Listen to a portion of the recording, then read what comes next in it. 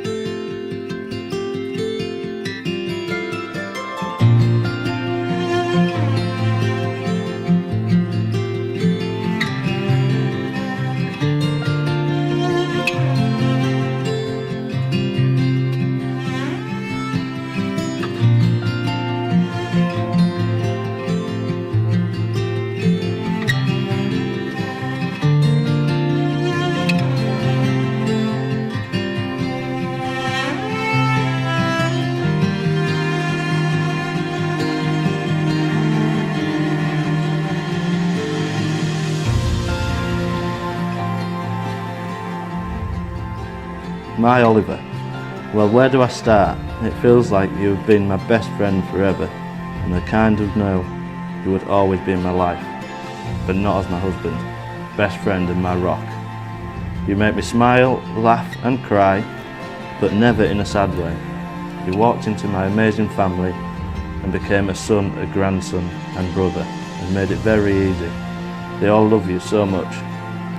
You're kind and generous, not just to me, but to my family, which makes me love you more. Our spaniels love you, and you know they are my world. I just want to thank you for being you and making me believe I'm worth loving. You make me so happy, and I am looking forward to our future and what adventure will come next. Love you always, your girl, Chelsie.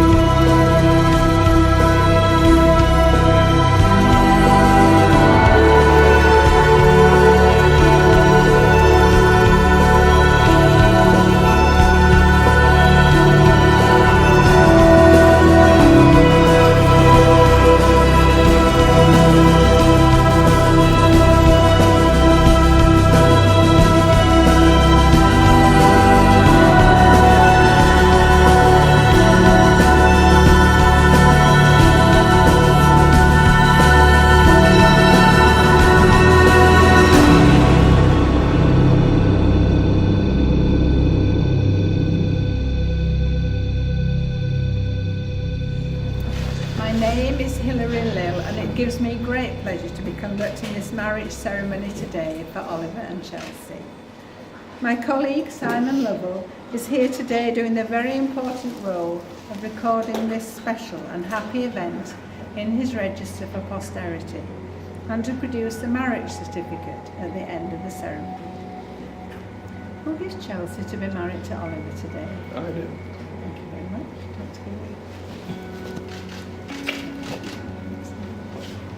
There's a seat at this side of you. Do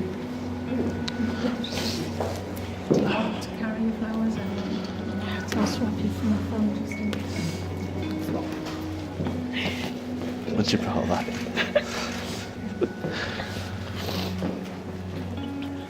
All right. You look very tall. To begin the ceremony, Oliver, will you please tell us all your full name? Yeah, it's Oliver Scott Anderson. Thank you very much, Oliver. And Chelsie, your full name? Chelsie Christina Horn. Thank you very much, Chelsie. This place in which we are now met has been duly sanctioned according to law for the celebration of marriages. And you are gathered here to witness the joining in matrimony of Oliver Scott Anderson and Chelsie Christina Horn. If there is any person here today who knows of any lawful impediment to this marriage, they should declare it now. It's a good sign. It's a very good sign. You've got the right people for a start, so that's good. Is it because of food? Yeah, it's all right. Before you are joined in matrimony, I have to remind you of the solemn and the binding character of the vows that you're about to make. Marriage in this country is the union of two people, voluntarily entered into for life to the exclusion of all others. Now I'm going to ask each of you in turn to declare that you do not know of any lawful reason why you should not be married to each other by replying I am to the following questions. So Oliver, this is the question. Are you, Oliver Scott Anderson, free lawfully to marry Chelsie Christina Horn? I am.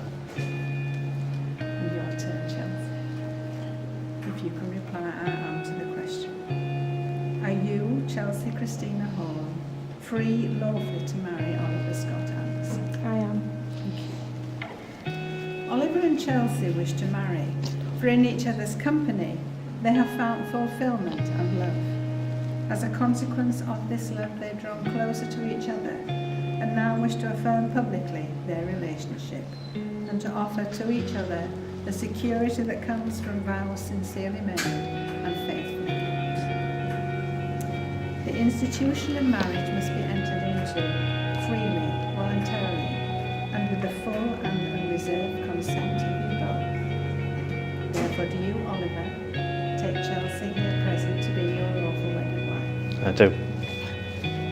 Don't laugh at me. Do you, Chelsie, take Oliver here present to be your lawful wedded husband? I certainly do. That's two I do's, ladies and gentlemen. So the solemn moment has now come for these two persons to make the contract of marriage before you, their witnesses. Will all of you who are able please stand? You need to turn and face each other because the words that you're saying are to each other, although you're repeating them after me. Yeah, 2 seconds, let's just get rid of this moisture.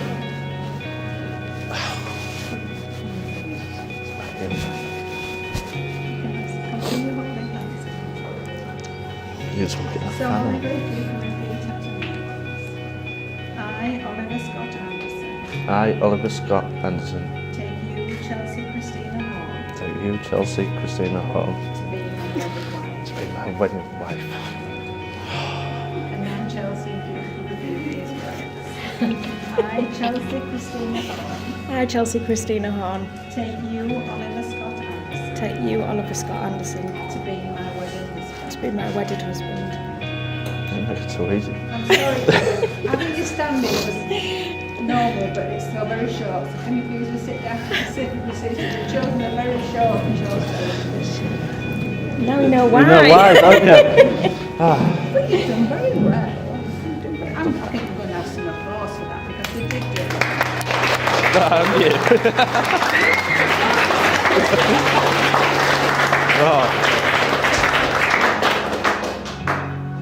And now we come to the giving of the wedding rings. This is the traditional and ancient way of sealing the contract that you have made, and it is the outward sign of the lifelong promises that you two have made to each other today. Yeah. So Barry, do you want to come round this side and then...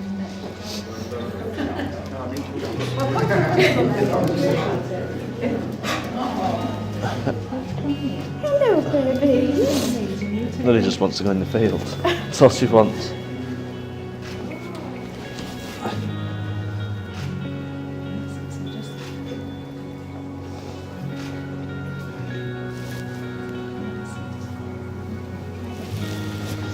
So, Oliver, if you can take the ring from Barry. There you go. Place it on Harry. Chelsea's finger. And repeat these words.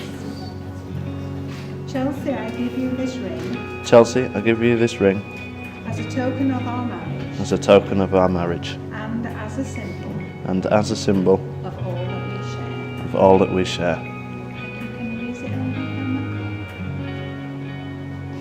There you go. And that's that one back as well. That's it.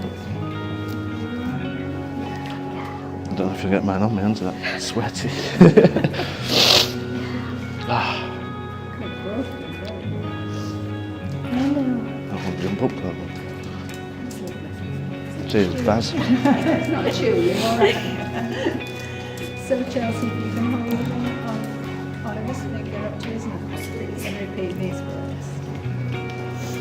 Oliver, I give you this ring Oliver, I give you this ring as a token of our marriage as a token of our marriage and as a symbol and as a symbol of all that we share. of all that we share. Just about. Gently, you can help. Come on, Oliver, push. not the sole finger. It's very warm, isn't it? It certainly is. It's on though. Thank you very much, Barry. Thank you to Louis and Rosie. Thank you. Shall we give them an applause? No.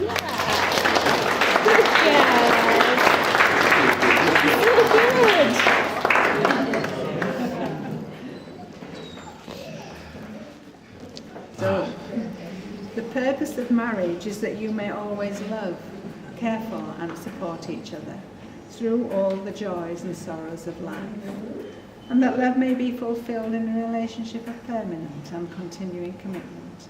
We trust that these things may come true for you both. Chelsea and Oliver, you have both made the declarations prescribed by law. You've made a solemn and binding contract with each other in the presence of your witnesses, your family and your friends here this afternoon. It is my privilege and my pleasure to say that you are now lawfully married, our husband and wife. Congratulations. That's sod. Stop yelling now.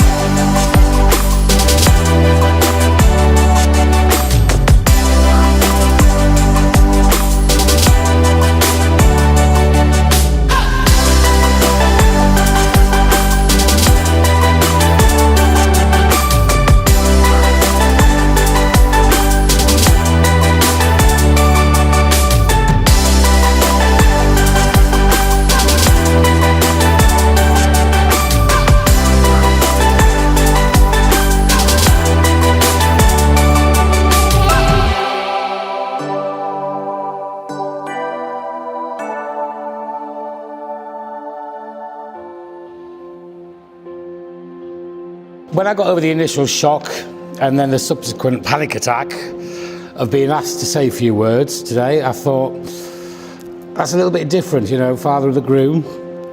And also I was asked by Chelsie, so actually my son didn't even ask me. But of course I'm thrilled and I'm honoured that you did ask me, Chelsie. So, just to let you know, she only asked me the day before yesterday.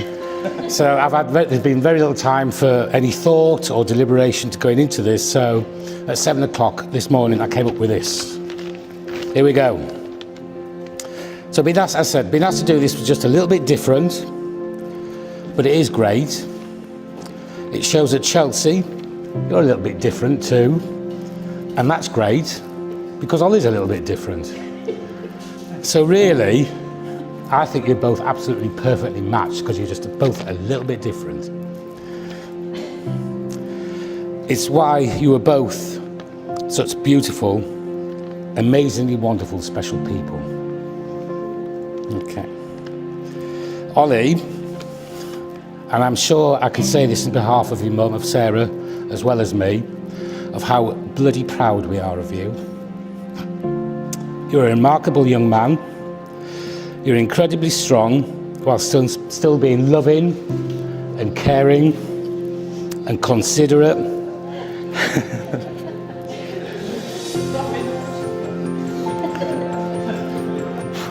I'm doing the deep breath here as well, so yeah.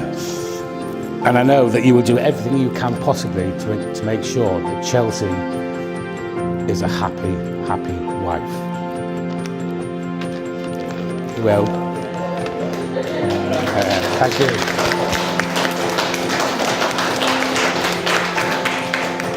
"58 years ago, there was also another Horne-Anderson wedding, which you probably didn't know about. A Miss Rosie Horne married to Mr. George Anderson, and they happened to be Ollie's granny and granddad.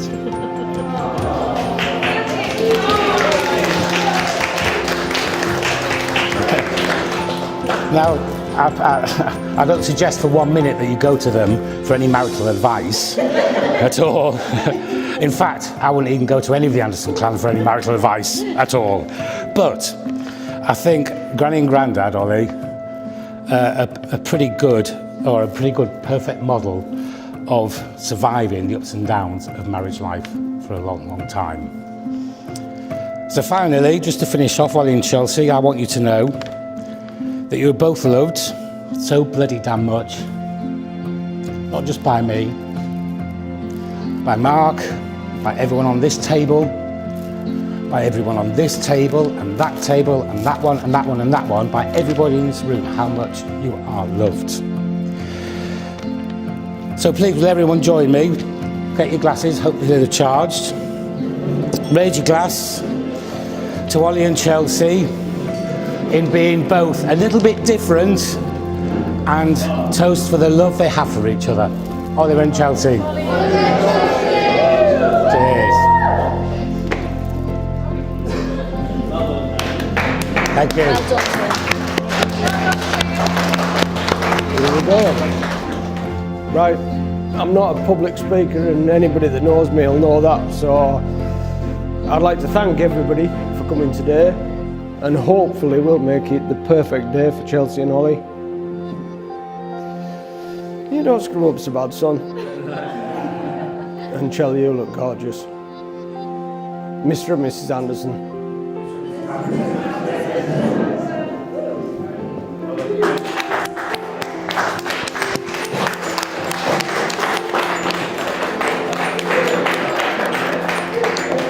Right, I suppose it's my turn. I haven't been looking forward to this at all, but don't start with that again. No, don't. And I've got to read it off this piece of paper because I'm crap at remembering anything. So I just want, first of all, to thank everybody for coming and being part of our special day. You're all here for a reason. We wanted you here. So that's that bit. Hold on. I'm not joking, I need to read off this. Look at me. Yeah, over the last few weeks people have been asking me constantly, are you nervous, are you scared of the day and anything? and I've had to answer them with, yes, I am nervous and I am scared. I'm scared of going up there and doing them vows. I was scared of sitting here and doing this speech, and I'm even more scared of Barry coming up here and doing his speech. So, but not once have I ever been nervous or scared about getting married to my now wife Chelsie. So.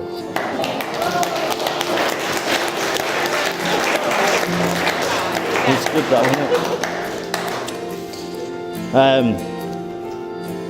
it? 2 seconds.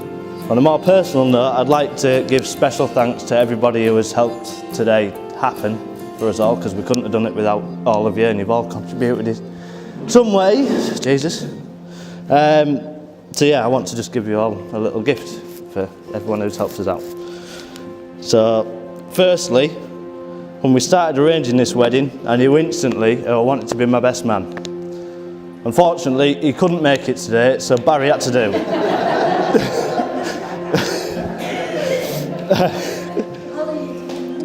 Seriously though, he has been a great substitute as Barry.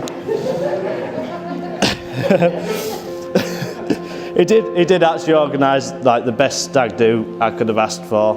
He followed every rule that I wanted, and I got away pretty lightly thanks to Ian being there. You've all met Ian, by the way, haven't you? Yeah. Hello, Ian. He's very good at climbing rocks. Let's leave it at that. So yeah, like I say, I got away with it quite lightly, but I'm sure he's going to make up with it for his speech. So, on that note, thank you to Barry for everything he's done. So.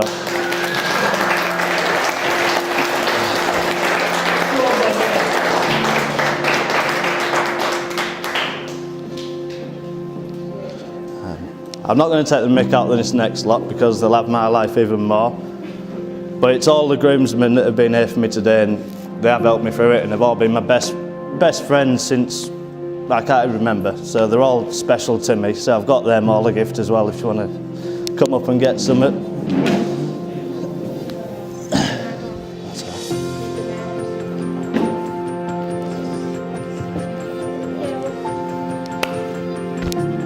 Philip, that one's for you. Yeah. Cheers, mate. Yeah, you dog. Come back, you big soft ass. Yeah. Yeah, special to me, bud. Yeah, all right. No worries.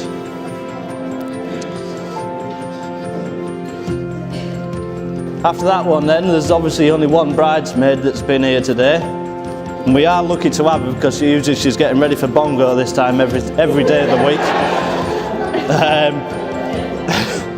But you are seriously like a little sister to Chelsie, so thank you very much for doing what you've done for her. So there's a little gift here as well.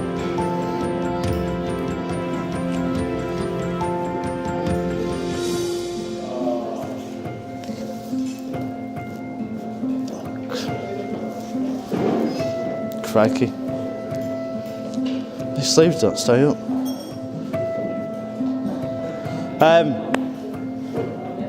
Next, we've got Emma and Rachel. You both, again, are like sisters to Chelsie. And you have both done things contributing to this wedding for us. Crap, hold on. Emma for being our witness today and signing the register for us. And Rachel for doing Chelsea's hair. I think everyone here can say that it looks bloody amazing. So.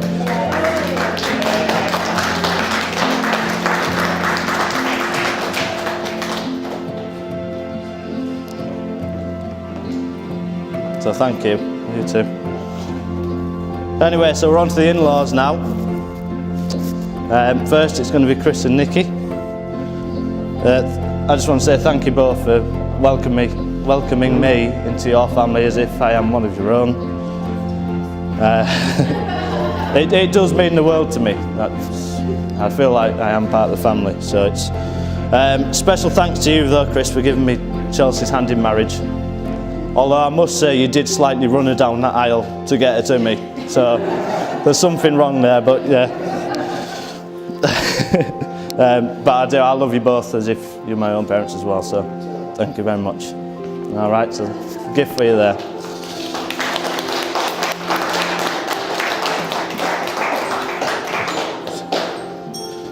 And now it's time for the other half of the in-laws, Julie and Gary. Like I say, we wouldn't have been able to make this day happen without you two contributing to what you have done for us. Again, it means the absolute world to us. Although if you didn't contribute anything, we would have had absolutely everything our own way. So,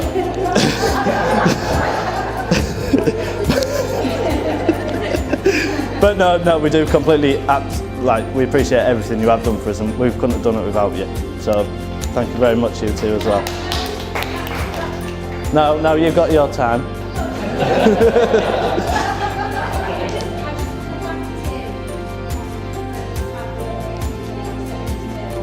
Yeah. No, thank you, Dad, as well.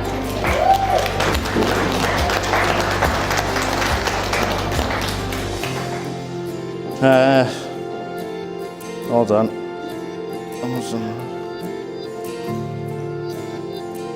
Right, yeah. So we are almost coming to the end of this one, thank God. I just want to say a massive thank you to every family member that's on both of our sides, because we both feel like we've already been part of each other's family for years, and it just couldn't have been any easier to be welcomed into both sets of family with both arms like you have done for us, so we greatly appreciate it. All right. So if we can all raise a glass to family as well, that would be perfect. To family. Got no glass.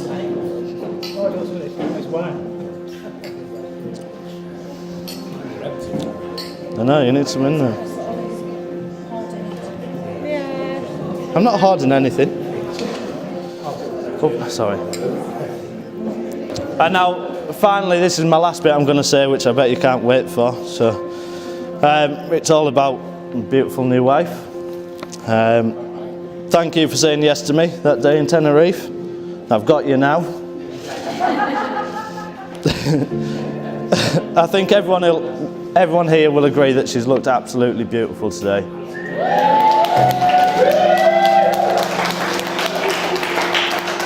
As you do every day to me, doesn't matter what you're in, you could be wearing a bin bag, you'd still be beautiful to me.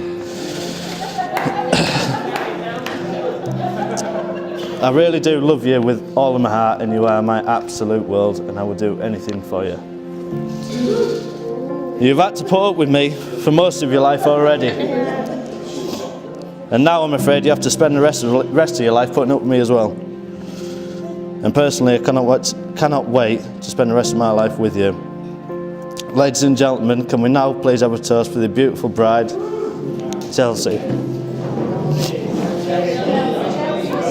To Chelsie.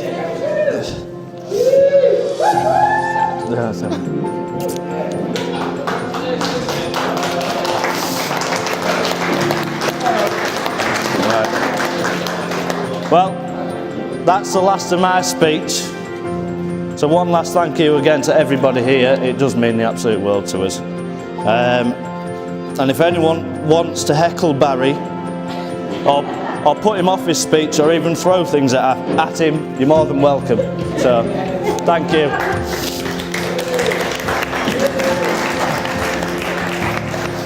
I tell you what, Rachel will tell you I'm as cold as concrete, but that's jerked a tear or two out of me, that one. I think it was a Stella this morning, obviously. Chelsie, if you can place your hand on the table like this, and Oliver, you place your hand on Chelsea's hand. Not like that. Chelsie, you place your hand over Oliver's hand, and Oliver, place your hand over Chelsea's. And if you can remain like that for the remainder of the speech, it'll save any punches being thrown. Thank you. No, I'd like you to remain like that for the remainder of the speech. Come on, I've asked you to do it. And Ollie on top, Chelsie still at the bottom. Then Chel, yeah, that's it, thank you. Hello everybody.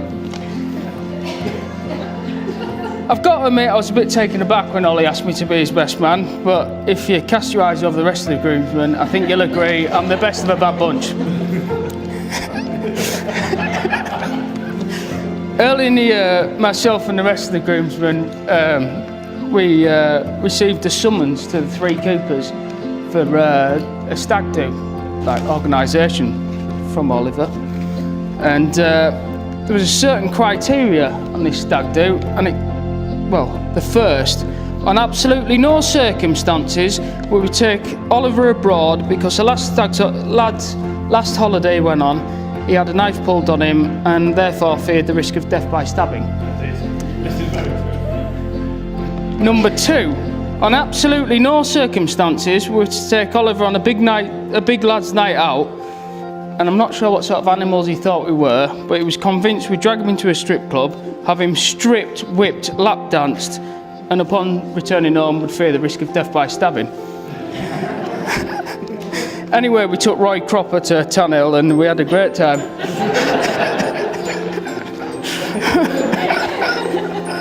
And in the Dales, we found out that Ian is a natural born rock climber.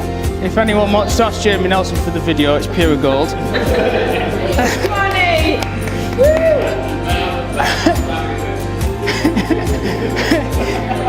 We found out that Rob Gill is an absolute killer with barmaids. And we found out that Millsy loves nightcaps. And we also found out that Ollie loves that Millsy loves nightcaps. Nightcap. Myself and Ollie grew up in Newton Willows. We would play blocky at the village hall, dens down the side of the railway track, sledging in the valley field and bike racing down from Aceglaff Skulls. Like real kids used to do. Like real kids. Not to forget the all competitive heads and volleys at the bus shelter. But who would have thought all these years later he'd be back in Newton playing with my sister.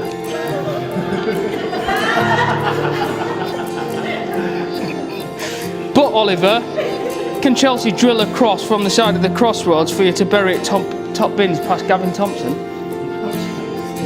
Only for you to shank it and would have to send Mark Brown to get it from the White House because he was wearing wellies. As we've grown older, we've enjoyed Friday night diving sessions at the Dolphin Centre, which is always a laugh.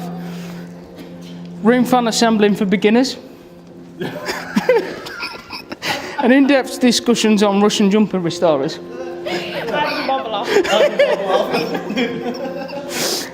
We recently took Ollie to his first ever rock concert. The itinerary of these rock concerts usually consists of a train day away on the beers in the build-up to the gig. But before we even made it to the headline act, Ollie vomited all over the stairs on the entrance to the gig and all over the doorman's boots. Which Chelsie fought Ollie's corner and said it wasn't him. To absolutely no avail. So they proceeded to sit outside for the next 2 hours. In the rain. In the rain. It was a great night out. This trend continued. In the World Cup, Ollie come down to the battle cruiser with me to watch a Sweden game. He got in round to me and Dino. We won, actually, that game, wasn't it? Was it 2-1? Anyway, the next day I got a very angry text off Chelsie. I'm on the wrong bit here. She said, I got a very angry text and it stated, if he ever goes out with you again, he's staying at your effing house, with an attached photo of Ollie curled up round the toilet.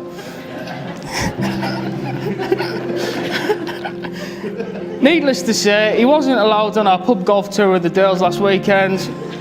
But don't worry, Jamie Nelson took your place. Go on, Jamie!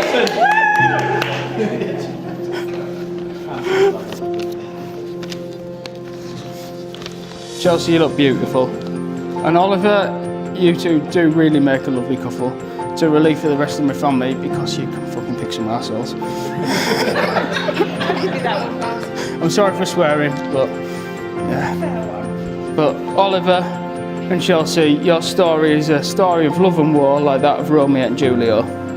Romeo and Julio? Juliet and Romeo! Yeah. That's that. It was so romantic. Yeah, that's it.